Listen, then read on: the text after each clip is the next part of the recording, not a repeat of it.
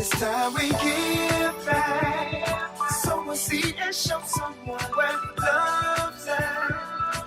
Even if you don't give a dime, give your heart and share your time. Help somebody else in life. Give back. Let's give back. Don't forget.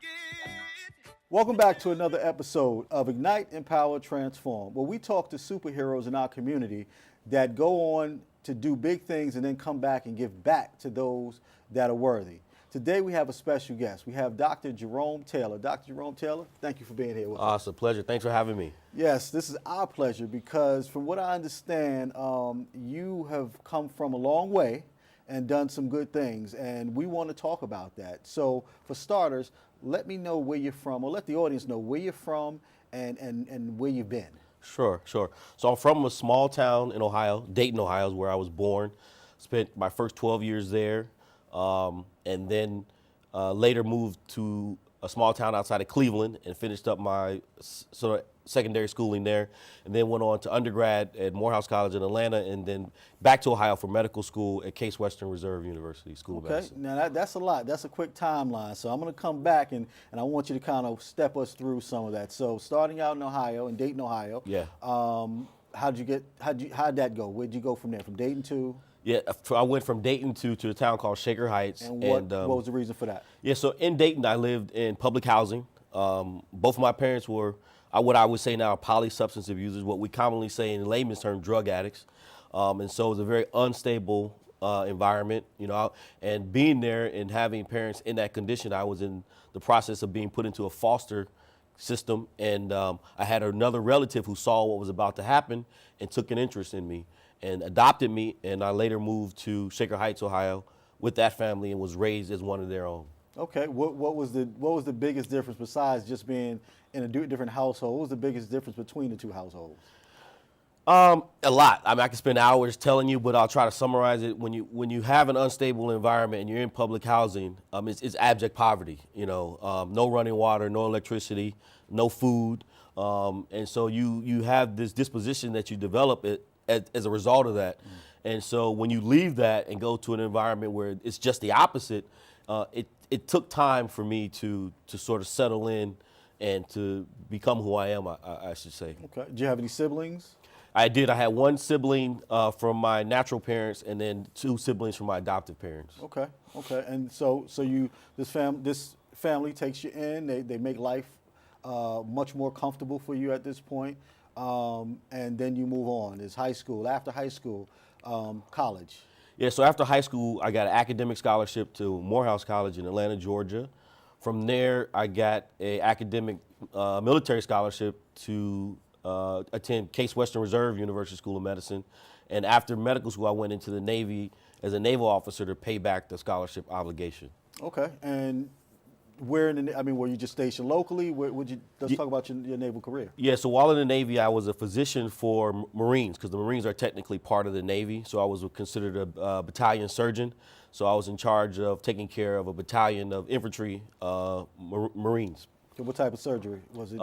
It's just called battalion surgeon. That's just the title of it. Okay. You do some surgery. When I went to Iraq, I was there for 7 months. You deploy a field hospital, but it's very rudimentary surgery, not the type of surgery I do now, which is more. So was this like MASH? We used to see MASH on TV. Was it that kind of? It's sort of something like that, but okay. Except you break it down and move it every 3 or 4 days. Gotcha. That must have been pretty interesting. It taught me a lot about myself. Okay. It's an experience I'll probably never forget. You mentioned when we were talking earlier, off camera, you said something about living outside for like a 2-month period and not being able to go inside or something? Yeah, so when you're with the Marines, they do a lot of different training. So we did cold weather training for a number of months where we went to the Sierras and then we went to Norway. And while in Norway, we lived outside for a couple of months and slept in snow caves. So when I try to explain to people why I don't get bothered by the cold, you can imagine if you're living outdoors for 60 days, right. A couple of minutes of cold weather won't bother me at all. Well, I'm gonna tell you right now, I couldn't do it. I'm having trouble in the studio right now keeping my hands warm. I think the average person couldn't do it. That's pretty interesting. So you leave the Navy, and your next move is to? Yeah, I left the Navy as a different person, and I had relatives who had lived in New York. visited them before, and I decided to apply for a residency position here in New York. Got that, and trained here, residency fellowship, and have stayed now almost 14 years. Wow, and your take on New York? Oh, I love it. You love it, know, okay. It's a city for me. Really? Yeah. Okay, much different than Ohio? Yeah, much different. You know, I tell all of my family back home, you know, be comfortable with what you like. I like New York. And if you like Ohio, we can sit at the same table. I have family in Ohio as well, and I was there 2 years ago, and the only thing they could keep saying to me was LeBron. LeBron. I'm like, seriously? Well, he's like a folklore hero in Ohio, and I'm, you know, I'm proud of LeBron for a lot of reasons, and it's not basketball. It's just the kind of man that he's become. And I think he's given us that now that he's gotten older. He's letting us see that, which is important because children look up to him. And I know, again, you mentioned about, you know, the things you started to do that you give back to children, which we'll pick up at later on. But I think that's noble of you. I'm sure you had mentors coming up and coming through. Yeah, I've had mentors my whole life. I am a big believer in the importance of mentors. I think that you need to have more than one.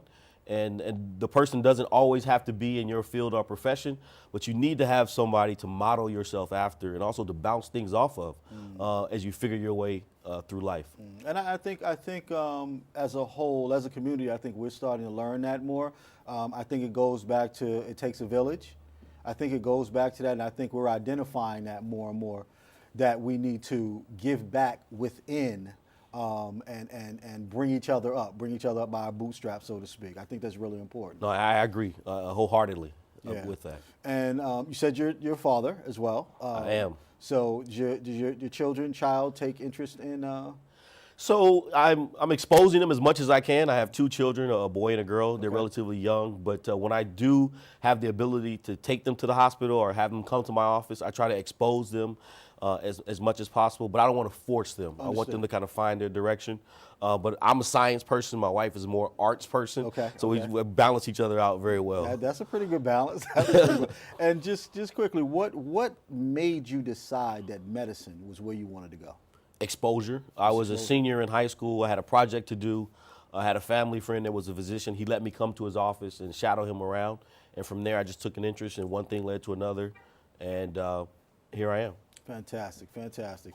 Now, we're going to continue on with your story, but what we're going to do now is we're going to take a break, a commercial break, and then we'll come back and we'll pick it up from here. What if you could invest in the future of kids, like a stock? Not the kind of stock that's about making money, but a stock for social change. A whole new kind of investment called Better Futures. When you invest, it helps kids go to college. Believe in us, invest in us, watch us grow. My name is Sydney, and I'm your dividend.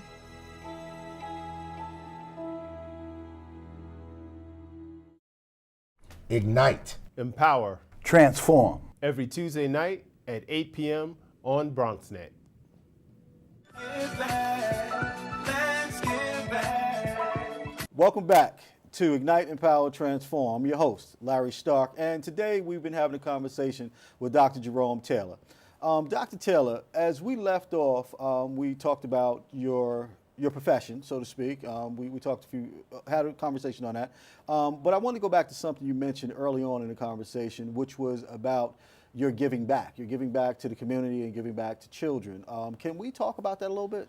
Yeah, you know, I try to live a purpose-led or purpose-driven life, and one of my purposes is to mentor and to bring other, especially African-American and Hispanic men into the field of medicine.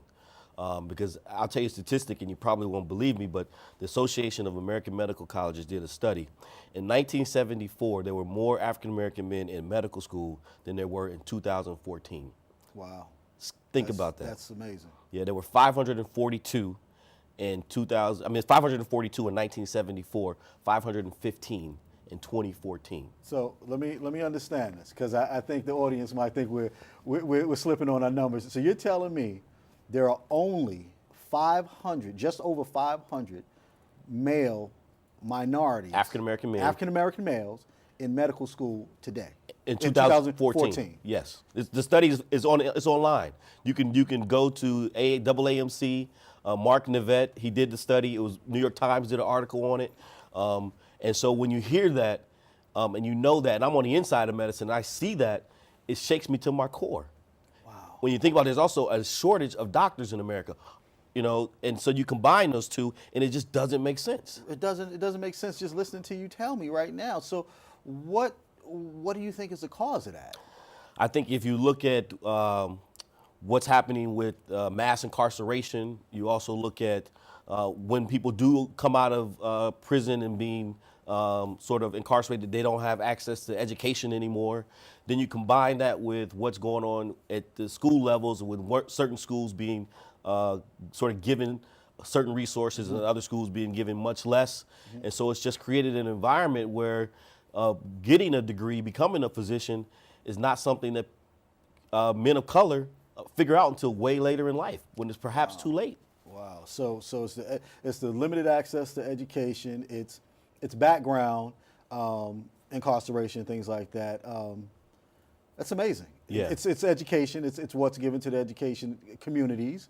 I do know exactly what you mean when you say, and I'll say it. You have the so-called minority communities receiving way less funding for their schools. I mean, we're going through that right now with the schools in Baltimore, where these kids are going to school with no heat. And Right. one of the NFL players came in, and I think he's trying to do something, but how ridiculous is that?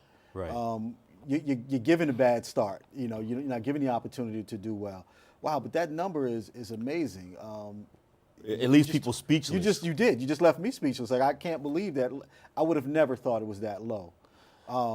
What are you doing? I mean, I hear you say, you give to boys, Black and Hispanic boys, but what exactly are you doing? So basically, I'm just starting out of my career, so I haven't been a physician 20, 25 years. I'm only 6 years out in practice. But what I do is I work with a program that's associated with my hospital and the medical school, where every summer I allow people to come and shadow me, and I take them to the operating room, and I take them everywhere I go. But what I also do is I keep them plugged in. So when they go off to school and they come back during winter break, they come back and see me. Gotcha. I also take high school kids. I never turn a kid down. Anytime a kid calls me, I find a way to make space for them. Wow. Just so that they can get exposure as early as possible, to maybe cultivate something inside them to make them want to stick with it. And how are these young men showing their appreciation? I mean, so far it's been heartfelt. I've developed good friendships. I've also become father figures for some of them. And so far I think they're immensely appreciative. Okay. Any of them? I mean, you said 6 years. How long you been doing Yeah, it? so I don't have my first doctor yet. Okay, So okay. that, I'm getting close though. I have one young lady who's applying to med school now. But Okay. what's going on now that was not in my generation, something called gap year. So I don't get gap year, but I guess that's what this generation is doing. Explain that to me. Where they're graduating from college and they're taking a year off before going into medical school. So they want to find themselves, I don't know, do something different. I get it, but so she's doing a gap year. So my first one will be going into medical school hopefully next year. Right. I think that's a throwback from where those of us, in our age group, we got that thing where we're going to get out of school and we're just going to travel the world. Or the other side of that is we used to listen to our college associates who had the ability to do so. They would take this time out to go travel to Europe and backpack and things like that. I never had those options. I didn't either, but we heard about it. We heard about it, I guess. So now we've spoiled our children and we allow them to have that ability to do Yeah. those things. But well, I mean, I'm glad to hear that, and I'm glad you did mention that there are young women in there too. I think that's important because as much as we try to focus in on our boys, we sometimes miss the young ladies, and we don't spend as much time as we should with them as well. Yeah, I work with everybody. I mean, I don't discriminate. I work with any person that's interested, but I think because I am African American, I must take in an active role in helping other kids of color, and I do. Right, and I'm glad you made that point because I think oftentimes the misunderstanding is that because you say, not you personally, but we say I'm here to influence Black and Hispanic children of color, that we're discriminating against other children. We're not. We're saying our children are not readily exposed to these things, so we're making sure we give back in that way. Yes, exactly what it is. Yeah. I mean, I still, I have residents of all races and nationalities, ethnicities, and I train and interact with them every day. But I think I have an obligation to go well above and beyond for kids of color. And that's fair. And that's fair. What do you foresee with the process that you started? I mean, do you foresee pulling in more men of your stature in your field, making it a separate organization? Like, do you have any plans for it? Yeah, I haven't really given it a lot of thought. You know, Okay. I'm still trying to build my practice and also be a father at the same time. Understood. So there's only so many hours. You know, there's already organizations out there. I don't think I need to reinvent anything, but I think I need to become deeper entrenched with some of the ones that are there, because I don't want to necessarily say everybody has to go into surgery. I think medicine in general is wonderful. You just choose something that you have an immense interest in, Right, and right. make it your purpose. And that's kind of like, is that how you figured it out during your residency or your fellowships? You just kind of jumped around a little bit, see what they were all about, and then decided? That's exactly what it was. I had two interests in surgery and psychiatry. Okay. And so I kind of found the field that puts the two of them together. Okay. And metabolic and weight loss are kin in my sense. Gotcha. Well, that's pretty interesting. I'm glad you have taken the time out of your time to give back to these young children, let them see that there's bigger things than what they see in their neighborhood. So if you had the opportunity just to talk to children or to talk to anyone for words of encouragement, what would you say to them?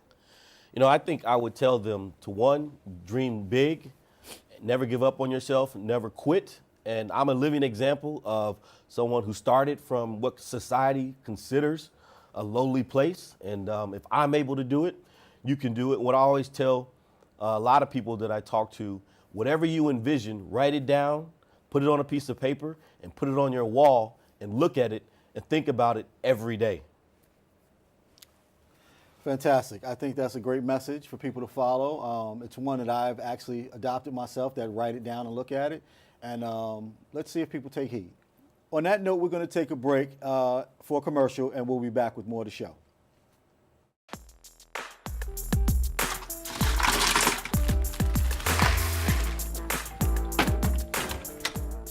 Thank you.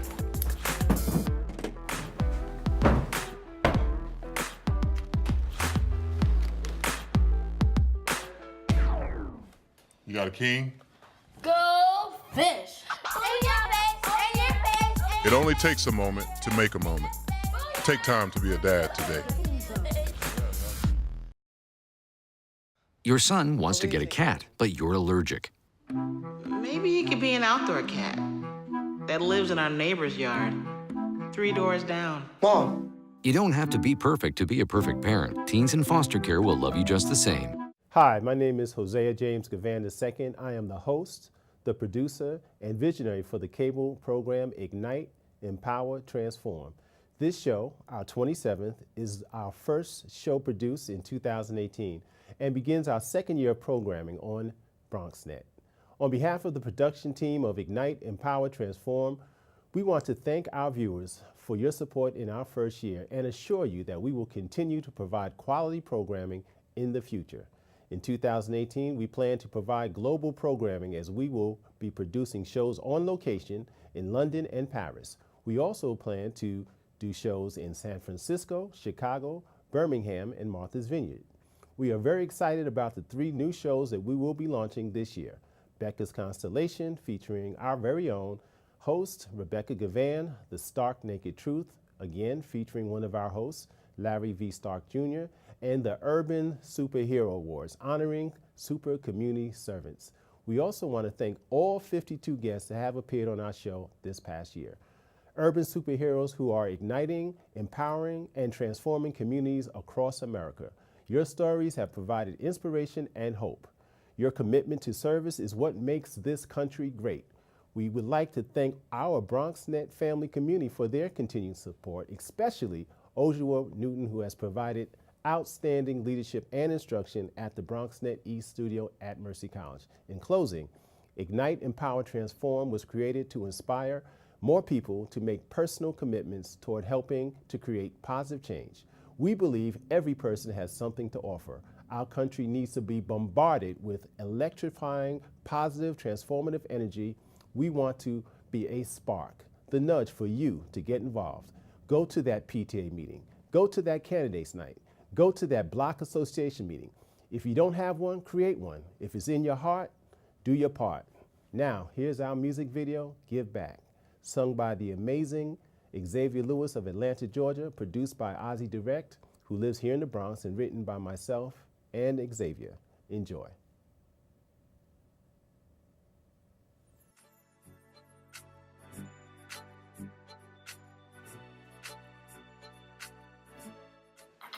So does it make sense? It looks good. I'll have Liz review everything, and we can finalize next week. Sound good? Sounds good to me. Excuse me, sir. You asked me to remind you about the game. Hey, I have to go coach a game. I'm out. You still coaching? Yeah. How about you? You used to be so active as a kid. Oh, man, I don't have time to be coaching no kids, man. I barely have time to sleep. Why don't you do this? We have a game this afternoon. Why don't you come through just like old times? Hey, listen, I'll let you know what I can do. I'm not making any promises. I'll see what I can do. But good luck. Good meeting. Great meeting. Come through today, man. The kids need you, bro.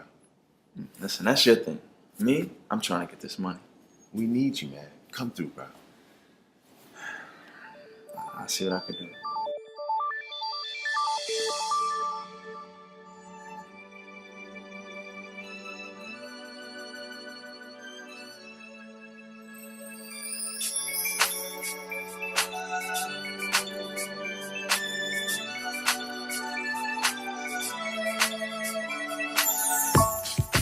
I see all your smiles and all the tears showing down on your faces.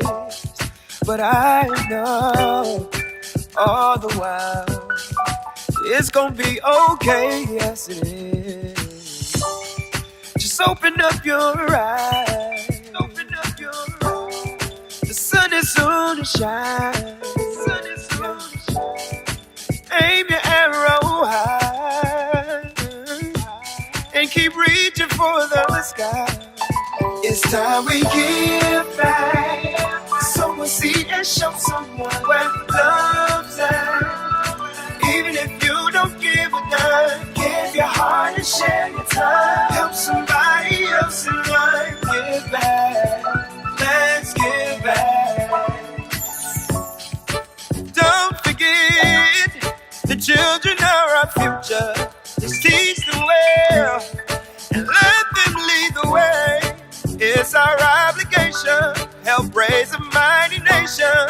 Show for them a better day. Open up your eyes. The sun is soon to shine. Yeah. Aim your arrow high and keep reaching for the sky. It's time we give back. Sow a seed and show someone where love's at. Even if you don't give a dime, give your heart and share your time. Help somebody else in life. Give back. Let's give back. Don't take the power of love for granted. It's the source that will change the planet. Until we all try to understand it, then we could give back. Back to a time of sacrifice. Like those before who paid the price. It's time we give back. Sow a seed and show someone where love's at. Yeah. Even if you don't give it back, give your heart and share your time. Help somebody else in life. Give back. Let's give back. It's time we give back. Sow a seed and show someone where love's at. Even if you don't give a damn, give your heart and share your time. Help somebody else in love. Give back. Let's give back. Just believe, dream your dream, spread your wings, be set free. Head up high, dry your eyes. Now's the time, shine your light. Just believe, dream your dream, spread your wings, be set free. Head up high, dry your eyes. Now's the time, shine your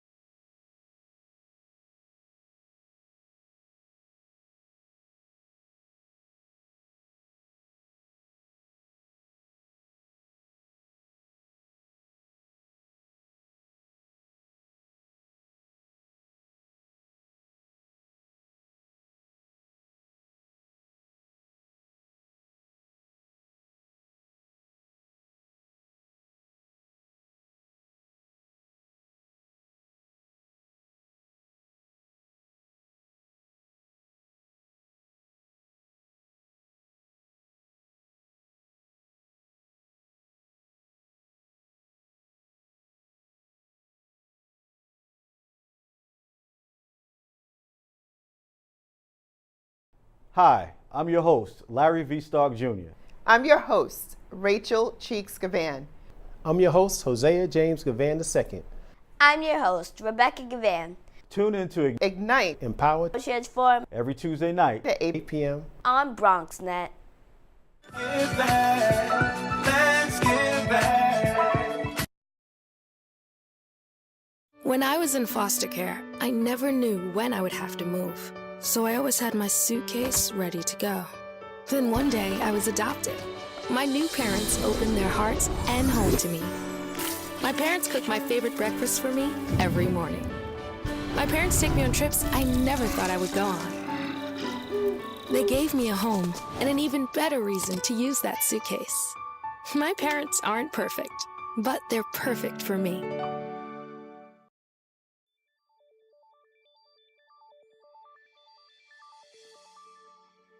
Hello, my name is Rebecca Gavan, and my new show is Becca's Constellation. A constellation is a group of stars forming a recognizable pattern. My stars will share their creative ideas, community service projects, or feelings about current events and politics during my 30-minute program. Please check out local listings for the date and time of my show. See you soon. Take care.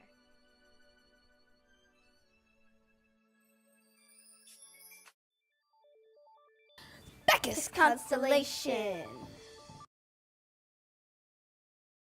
I see you mobbing over her. Let's go. Let's mob. Let's crawl. Let's crawl. Let's crawl. Hey, yo, we mobbing. Come on, girl. Let's crawl. Hey, yo, let's crawl. Hey, yo, let's crawl. Hey, let's crawl.